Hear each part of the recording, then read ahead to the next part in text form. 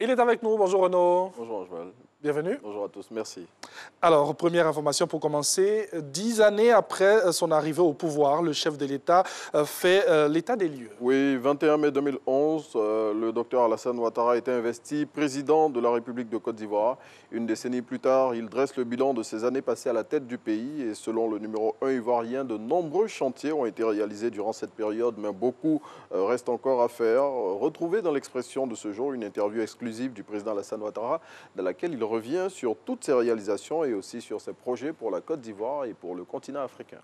Modernisation et professionnalisation du secteur des transports, le ministre Amadou Koné dit tout. Oui, mobilité routière, sécurité urbaine, réforme du permis de conduire. Le premier responsable des transports en Côte d'Ivoire a passé en revue ces sujets et de nombreux autres relatifs à son département hier lors de la 3e édition de la Tribune du Patriote. Et à cette occasion, il a révélé notamment que pour mettre fin à la corruption constatée dans la procédure de délivrance du permis de conduire, que les inspecteurs seront bientôt retirés du processus. Et ouvrons maintenant le chapitre politique de cette revue de presse. Le secrétaire exécutif en chef du PDCI était devant la justice hier. Oui, et c'était dans le cadre de la liberté conditionnelle qui lui a été accordée suite à son incarcération en lien avec les événements de la crise post-électorale d'octobre 2020. Convoqué puis auditionné par la juge d'instruction du 9e cabinet du tribunal d'Abidjan en présence de ses avocats, Maurice Kakou Gikawe a ensuite regagné son domicile. Et selon le Nouveau Réveil qui livre l'information, le numéro 2 du PDCI, qui est sous contrôle judiciaire depuis sa libération de prison le mardi 19 janvier 2021, peut être à nouveau convoqué à tout moment. Et après leur retour au pays, les pro-Gbagbo s'engagent pour la cohésion sociale. Oui, rentré en Côte d'Ivoire depuis la semaine dernière, Justin Katinan Koné, Damana Pikas, Koudou Jeannette et les autres exilés multiplient les rencontres. Hier, jeudi 7 mai, les deux premiers cités étaient chez le ministre Kouadio Konan-Bertin et les lieutenants de Gbagbo se sont engagés au cours de cette rencontre à œuvrer pour la paix et la réconciliation nationale selon l'intelligent d'Abidjan. Et retour en Côte d'Ivoire de Laurent Gbagbo, la date n'est toujours pas connue. Oui, à ce sujet, le ministre de la Réconciliation a apporté des précisions. Selon Kakabe, qui est cité par Le Matin, avant qu'une date ne soit arrêtée pour le retour de l'ex-chef d'État en Côte d'Ivoire, plusieurs questions doivent être d'abord traitées. Il s'agit notamment de celle de sa sécurité et de son lieu d'habitation à son retour à Abidjan.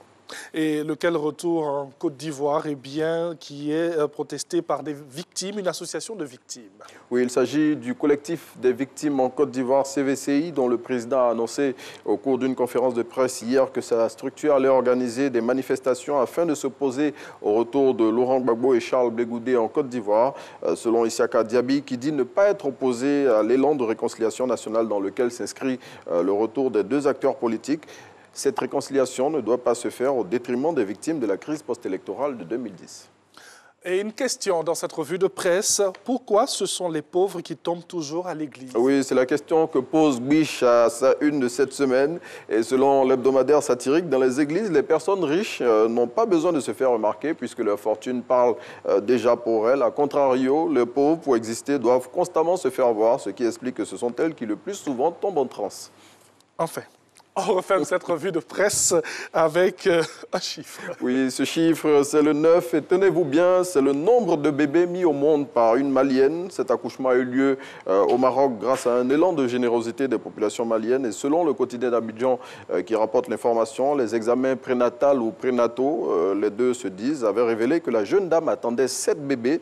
Et bien, à l'arrivée, Mère Nature lui a fait don de 2 de plus, lui permettant au passage d'établir un record mondial. Et oui, voilà, félicitations à elle. Oui, 9 bébés. Ça, on n'en fait plus. Hein. Non, ça, il faut on le fait faire. 9 comme ça. Et... Non, parce que si la fois d'après, il y en a 9 qui arrivent encore là, enfin. c'est compliqué. On imagine dans la maison 9 qui se ressemblent et qui se suivent comme ça. Enfin, tout ça, c'est la grâce tout ce que Dieu de fait Dieu. Bon. Tout ce que Dieu fait bon. Tout ce que Dieu fait bon. Merci Renaud. Oui, excellente journée. Oui, et bon puis, week-end. très bon début de week-end. Oui, c'est quoi le programme Repos. Je savais qu'il allait faire Juste sortir ça. ce mot. Enfin, dans tous les cas, il n'a pas le choix. Allez, la suite avec la route.